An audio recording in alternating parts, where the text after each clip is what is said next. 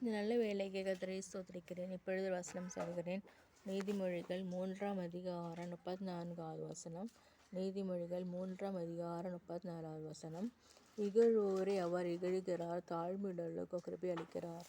தாழ்மையுள்ளவர்களுக்கோ கிருபை அளிக்கிறார். இகழ்வோரை அவர் இகழ்கிறார். இன்று அநேகர் இருக்கிறார்கள், மற்றவர்களை காயப்படுத்துவார்கள். அவர்களை கர்த்தர் இகழுகிறார். ஆனால் தாழ்மையுள்ள மக்களுக்கோ அவர் கிருபை அளிக்கிறார்.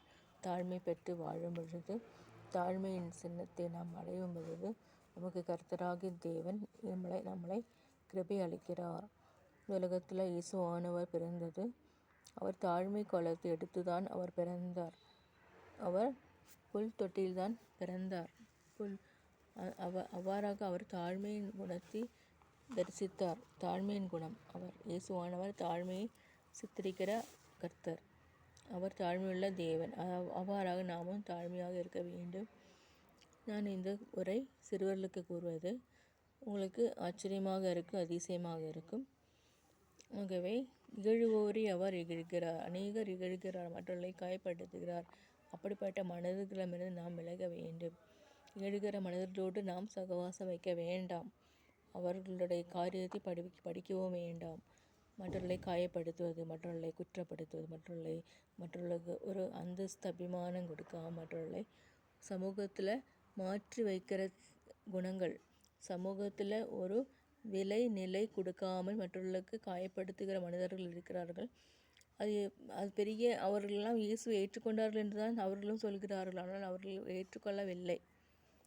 மற்றவர்களுக்கு காயப்படுத்துகிற மனிதர்கள் அவர்கள் இயேசுவை ஏற்றுக்கொண்டார்கள் என்று கூறிக்கொண்டு ஜென்டைல்ஸ் வேஷம் போட்டுக்கொண்டு அவர்கள் செய்கிறார்கள். ஆகவே அப்படிப்பட்ட மனிதர்களிடமிருந்து அவர்கள் கர்த்தர் சொல்கிறார், அவர்களை கர்த்தராகிய ஆண்டவர் இகழ்கிறார்.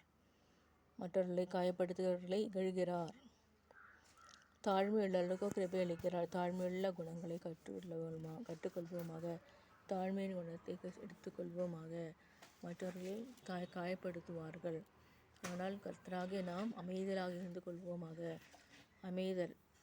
அமைதலின் குணங்களை கற்றுக்கொள்வோமாக. அவ்வாறாக நாம் செய்யும் பொழுது தேவன் இறங்குகிற கிருபை அளிக்கிறார்.